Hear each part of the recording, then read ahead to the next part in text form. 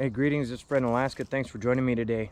Borealis Bigfoot convention's coming up. BorealisBigfoot.com, I believe you can get tickets there. Carlson Center, Fairbanks, June 10th and 11th. Don't know quite what I'm gonna share there, but it'll probably be unpublished experiences. I don't have some big presentation or anything like that. I'm just gonna talk with the people. What I wanted to share with you today comes from Douglas, and what happened with Douglas occurred last year at the Savage River where the Stampede Trail meets it. I'll pop up map, show you guys the area. So he went down there from Anchorage specifically to try to look for signs of Mary Wolfson, someone who went missing there last year. Reported missing, or last seen July 12th, reported missing the 14th. They found her 2-year-old grandson in the back of the truck. No sign of her except some belongings a mile further up the Stampede Trail. It really sparked his curiosity. He had been going to that area for 40 plus years. Never had any weird occurrences, never. Which really intrigued him because he had been there so often.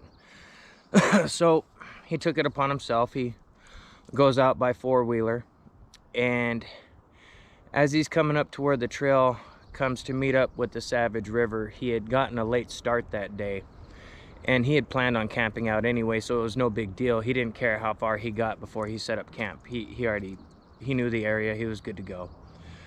So as he's coming up to the area he's contemplating camping at, just ahead of him in the trail, you got to understand, everything is just dark, silhouetted underneath the canopy of the trees, especially that time of year. It was the beginning of August, probably about 8 hours of darkness that time of year, and so it was getting on in. Sun had set. It was before twilight, but still light, getting into dark.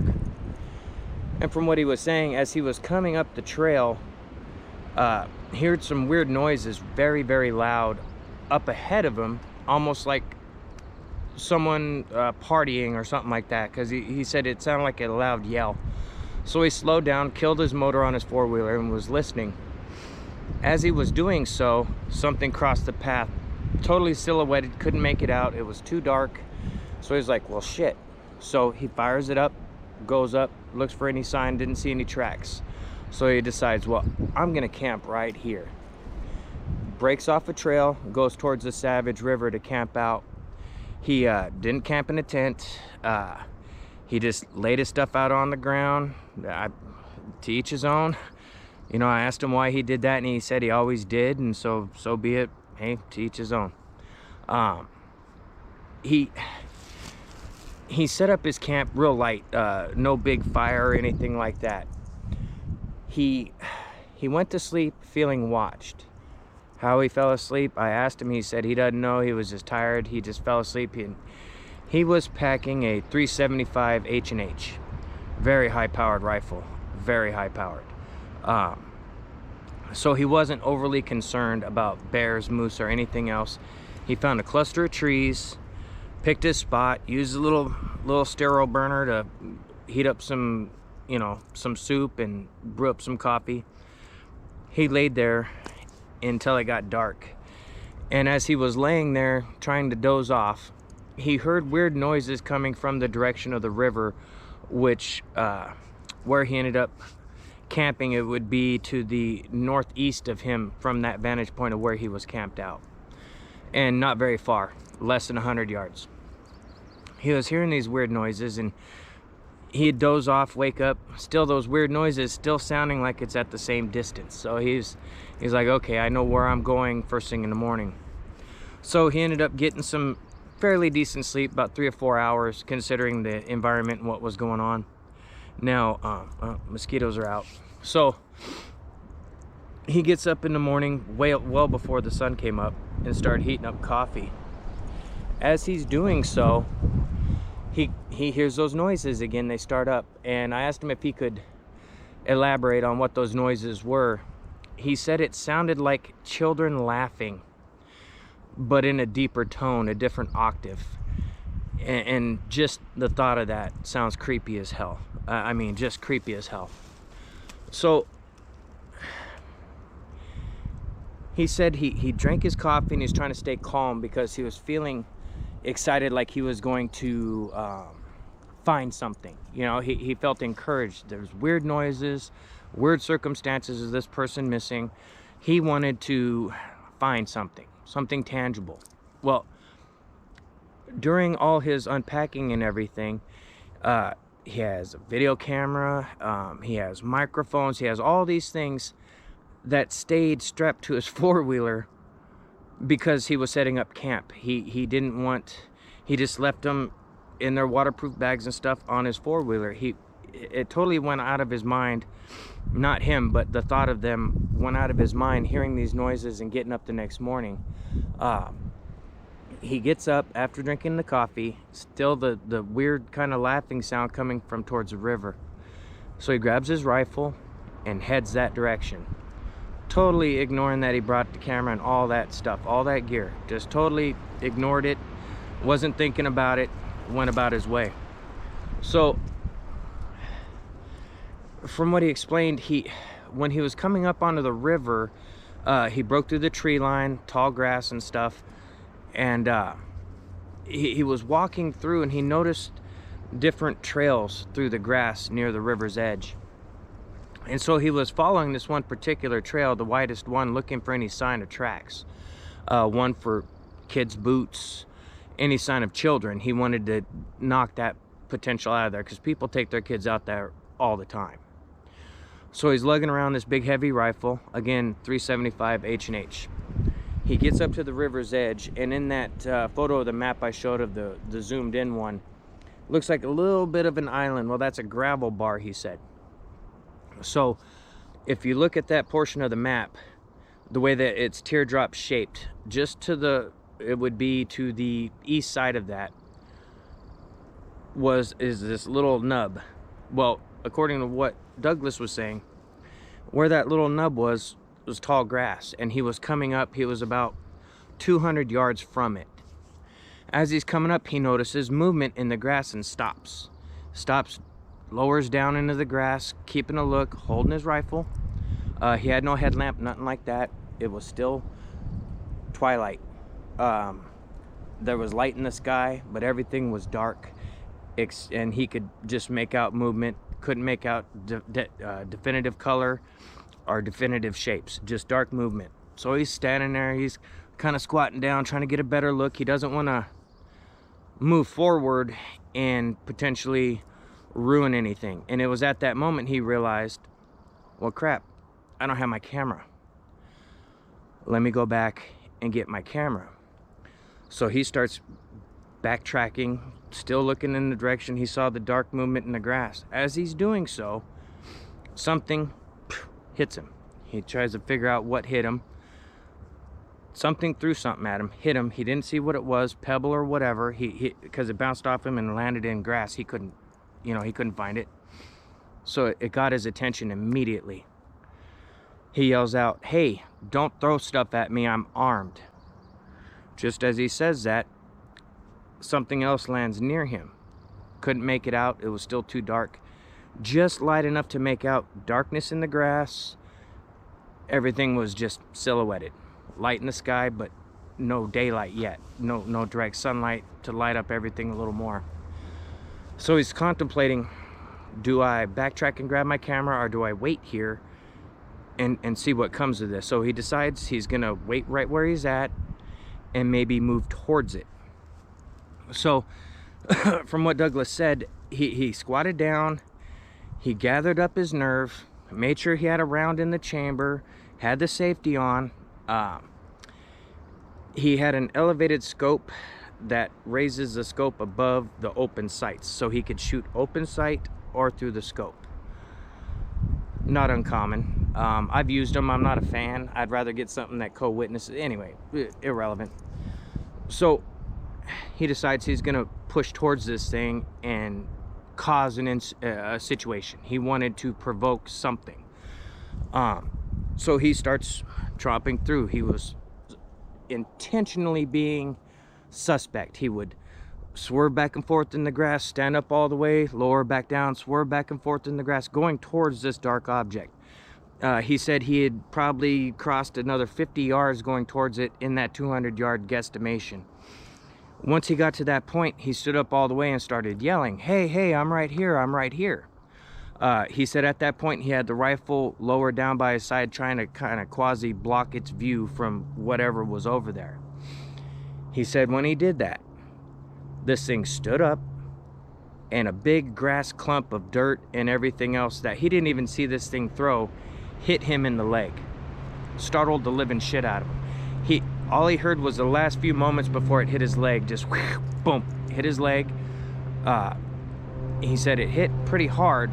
Had it been a rock, it probably would have broke his leg, but it was just a dirt clump with grass. So he yells out, "Hey, stop throwing shit, I'm gonna shoot you." Now, he's yelling out at 100+ yards. You gotta understand that distance.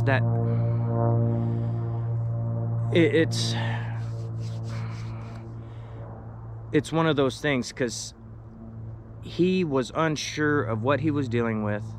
This thing obviously could throw that distance with some force because it hit his leg pretty hard. So he was in quasi freak out mode, but he was heavily armed. So he felt confident in that 375 H&H that whatever this thing was, is he was going to drop it. He said it was standing there. He thought it was standing up all the way. He said it looked like it was the grass was about 3 foot tall, and it looked like it was about 5 foot taller than the grass initially. Now, he starts pushing forward again, yelling, "Hey, hey, I'm over here. Stop throwing stuff. Stop throwing stuff. I'll shoot you." At this point, he said he was uncertain of exactly how big it was, because he knew he was kind of freaking out, and he didn't want to unnecessarily point a gun at a person. And so he wanted to get closer. He wanted a visual confirmation outside of a silhouette. So he does the same thing again, starts lowering himself down, zigzagging back and forth, moving towards. And he said this thing stayed right there perfectly still, and he got to within 90 yards or so, 80 to 90 yards. Yells out again, "Hey, I'm over here, don't throw anything. I'm armed, I will shoot you." This thing doesn't move, doesn't make a sound. So he decides he wants to kind of circle, kind of half moon circle around to put, because the vantage point he said he didn't feel comfortable with the lighting and with the low visibility. He wanted to get to where he could better have a sight picture through his open sights. So he does this little half moon off to his right. He said he got about 45 feet doing this, keeping his eyes on this thing the whole time, watching his, kind of feeling with his boots as he moved along. Uneven ground and grass, you got to be careful. So he gets to that point, and as he does so, he squats down and he's trying to talk. He's like, "Hey, I'm Douglas. Who are you? Who are you?" Not a sound. The words are dead quiet. Just real eerie feeling. He said in that moment when he got to that point and squatted down,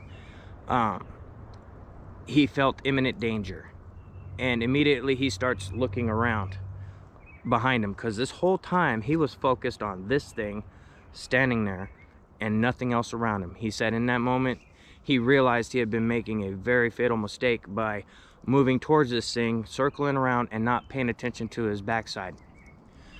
So he takes that moment, whips around, looks around, he's looking for anything, doesn't see anything out of the ordinary initially. Says, all right, looks back, no sign of this thing that he had been stalking, basically. So he's like, shit. So what he does is he starts tromping directly towards the last spot he's seen this thing. Not the wisest thing, and those are his words, but Douglas, just so you know, Douglas is just below mid-60s in age, all right? But a veteran of the woods, been going out that way 40-something years. He knew the area. He wasn't intimidated. He was nervous, but not scared. So, more balls and brains in the moment. Tromping straight towards where he had last seen this thing. He said he got to within about 30 yards of where he last seen it, and he's hearing this weird noise. And it dawns on him what he's hearing. He's hearing the movement through the grass, and it sounds like it's coming right at him. So he's got his rifle up, and he was like, you better stop or I'm gonna shoot. Lets a round off. He didn't see anything, but he shoots just to let this thing know that he meant business. Bow! Racks in another round. After he shoots, he stands there a minute listening. It goes dead quiet. Off to his right hand side, he said about less than 50 feet away, which would be, he guesstimated, approximately not quite 30 yards to the riverbank. This thing stands up, and he said this time when it stood up all the way, and he guesstimated it taller than 10 feet. Immediately he's shocked. He was already nervous seeing it silhouetted at the height he thought it was. Now that it's closer to him and standing up, he was really freaked out. He whipped that rifle, popped a shot off at this thing. He said once it hit, it went down, but the grass moved. Like it went down on all fours, but he couldn't see. He was trying to rack another round, and the movement, all he saw was a little bit of darkness on top of the grass and just movement. Heard splash in the river, and then immediately started running towards the river after this thing to shoot it again. I asked him, I was like, were you trying to bring in a specimen? And he said, well, what it was when it stood up, he said he felt in danger of his life and reacted the way he did, and he wanted to finish the job. He didn't want an injured animal potentially running around hurting somebody, so he was trying to finish the job. He runs over to the river. He gets to where that little nub would be by that teardrop gravel bar was. He's looking down in the water, doesn't see nothing. Here, splashing over to his left, looks over on the opposite side of that gravel bar. He sees it standing on the other bank, and it's making weird noises. He had just shot this thing with a very heavy caliber weapon. He said it was kind of doing this swaying thing, and he couldn't tell if the sway was aggravation or if it was really like mortally injured and about to die. So he raises the rifle again to shoot. This thing takes off, just gone. He said it moved so fast, it hit the tree line on the opposite side of the river and was gone. Douglas said he immediately felt like he weighed a ton. He basically collapsed down there on the river, by the riverbank there, and just was trembling really, really hard. The reality of what just transpired freaked him the fuck out. And so he's digging in his pockets, and he's adding the couple spent rounds that he had shot back into the rifle, so he was fully loaded. He gathers himself and heads back to where he had camped. When he gets back to where he was camped, his campsite was demolished. He didn't hear a sound. One of the front four-wheeler tires was missing. It looked like it was somehow just ripped right off. The contents on it were strewn about. All his other equipment, he didn't go in there super heavy. He went in there fairly light, so it wasn't like a whole shit ton of stuff was destroyed. So he's not sure if that happened during what he was going on or after he had shot and was chilling, because he said he lost track of time a little bit on the riverbank calming down. He said he wasn't sure if it was a time slip or something like that. He didn't want to get into that. He just said that more time had passed than he had realized, and he didn't hear his stuff getting thrashed. At this point, it was 100 yards away, so it kind of, you know, what are you gonna do? So he has to walk out. He gathers up his stuff. He's still freaking out. He's constantly watching his back trail, heading back towards the road. As he's doing so, some people are coming in, and from when he had shot, hours had passed to the point of where he's hiking out. So, daylight, people are coming in on four-wheelers, and he asked one of the first people he saw, hey, can I get help? And he's like, hey, I gotta go and meet up with some people. I can't help, you know, whatever. All he told the people is he wrecked his four-wheeler. So he said more people are coming. There was more people down there offloading their equipment or whatever. Just, you know, keep on trucking. I'm sure someone will help you, and stay on the trail. You know, of course, Douglas already knew that. So he hikes back, didn't get picked up by anybody. He gets to his truck, goes and retrieves his buddy, and comes back the next day. When he comes back the next day with his friend to retrieve all his stuff, his friend's kind of leery about what he had told him and what transpired. His friend really was kind of like, okay, man, well, you know, if you said it, I believe you because you've never lied to me, but that's one hell of a tale you're telling me. They get back over to where he had his little campsite. Couldn't find the four-wheeler. Like, what the hell? So they're assuming someone took it. They go. Douglas wanted to show his friend where the incident happened. He takes him to the spot, shows him the trail in the grass of where he walked, showed where he was when he shot. The empty shells are still in the grass, and he's telling him everything. Walks him through up to the riverbank. They get to the riverbank, and he's saying, I'm assuming it went in here, and as I was looking, it made noise over here. When they turned to look, they noticed something weird in the river. It was his four-wheeler. So something, this thing, whatever, moved his four-wheeler into the river. They got wet, they drug it out, they had to fight, get it back across, and it was a whole ordeal. But luckily his friend had a winch. They were able to kind of quasi cut a trail, drag it out, and all that stuff. So with that, Douglas, I asked him if he's going back out in the woods, and he said he is, just not in Alaska. He's in the process of, not just because of this incident, but just being in his 60s, the winters suck, and this was the little extra push to make him move down with some relatives down in the States and be closer to his son. I'm going to thank Douglas for sharing that. Anyone going out into that area, this happened less than a year ago, or less than a year ago. Just beware out there by the Savage River in that area. He's confident he hit it the way it moved after he shot it. He's confident, not saying for sure, but he feels very confident that this thing was shot and potentially aggravated. So be aware, Savage River area.